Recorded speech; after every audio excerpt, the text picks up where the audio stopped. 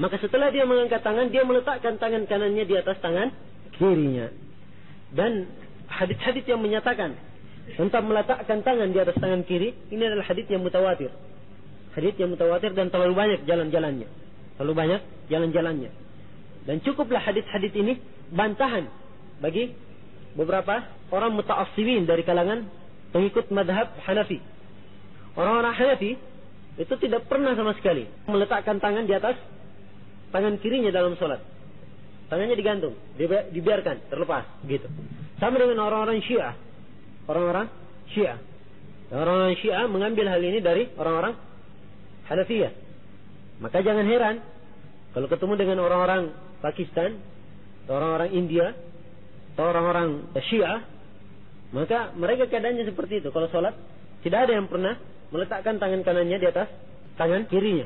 Dan hati-hati kalau datang ke beberapa negara ini, beberapa masjid, khususnya di Pakistan, itu terlalu ekstrim ya di dalam masalah ini. Kalau dia meletakkan tangan kanannya di atas tangan kiri, kadang bisa ditembak nanti sama mereka.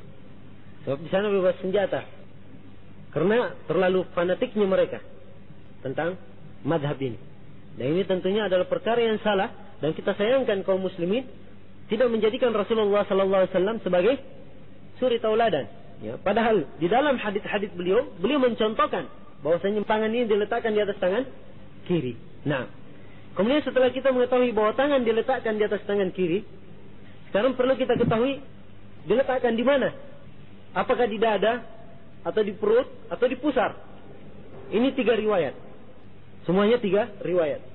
Ada sebagian riwayat di atas pusar, ada di atas perut, dan ada di atas dada. Akan tetapi 3 riwayat ini semuanya adalah hadits yang lemah. Semuanya adalah hadits yang lemah. Dipahami? Meletakkan tangan di atas pusar, hadits yang lemah. Ini yang paling lemah sudah, di atas pusar dan di atas perut.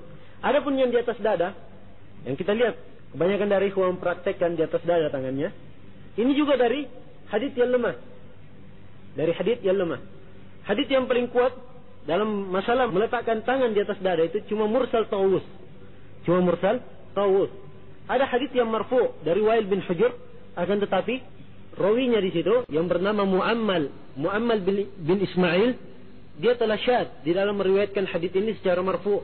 Hadits ini sebenarnya adalah hadits yang mursal. Hadits yang mursal. Karena itulah hadits meletakkan tangan di atas dada adalah hadits yang lemah. Hadits yang lemah. Kalau semua hadits lemah, mau diletakkan di mana? Kan tanya. Ya. Kalau gitu nggak usah pusing.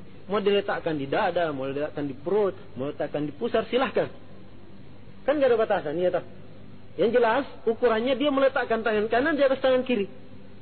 Dan ini adalah pendapat Imam Ahmad rahimahullahu taala. Dia ingin meletakkan tangannya di mana saja, silahkan. Mau di atas dadanya, mau di pusarnya, mau di ininya, silahkan. Dipahami sampai sini? Ini masalah meletakkan tangan di atas dada.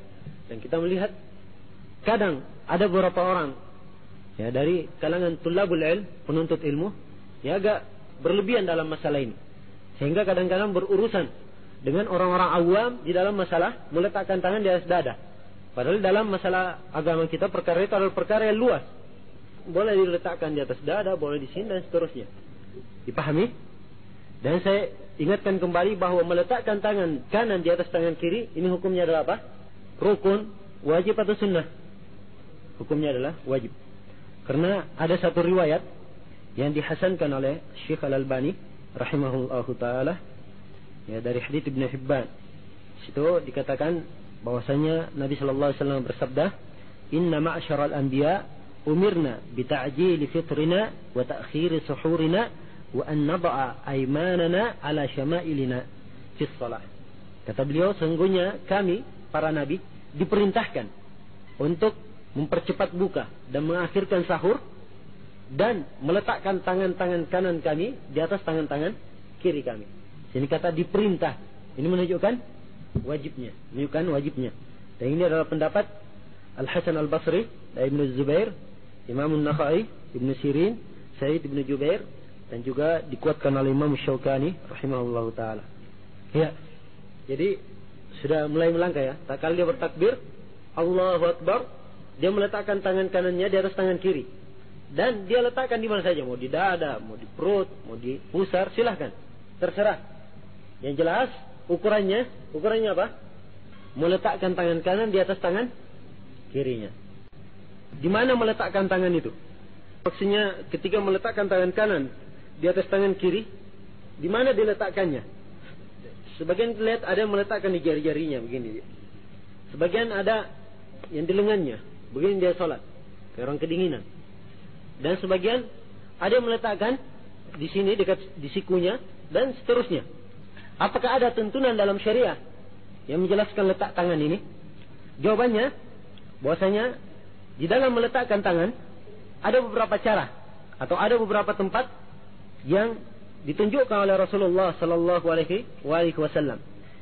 Cara yang pertama yaitu dia meletakkan tangan kanannya di atas tangan kirinya. Di atas tangan kirinya, dan tangan kanannya ini mencakup pergelangan tangan dan juga as-sa'id. Dalam bahasa Arabnya as-sa'id. Apa artinya as-sa'id? As-sa'id ini kan pergelangan kan? Pergelangan tangan. Ini siku.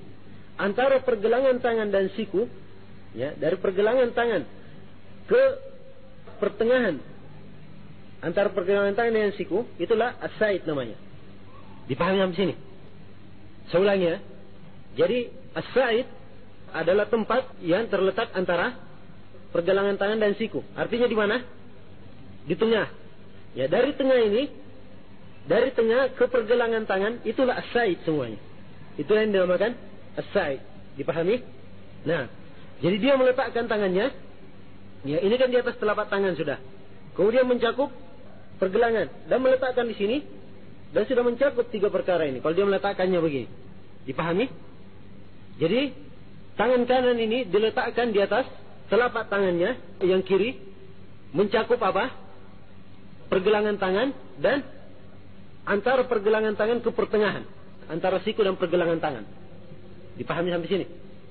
Apa sih bahasa Indonesianya? Nada toh? Hah? Kalau lengan sampai sini dong, iya kan? Ya, pertengahan lengan kan siku. Hah? Kalau setengah lengan kan begini, ya toh? Seperempat lengan. Nah, gitu mungkin lebih mudah. Ya.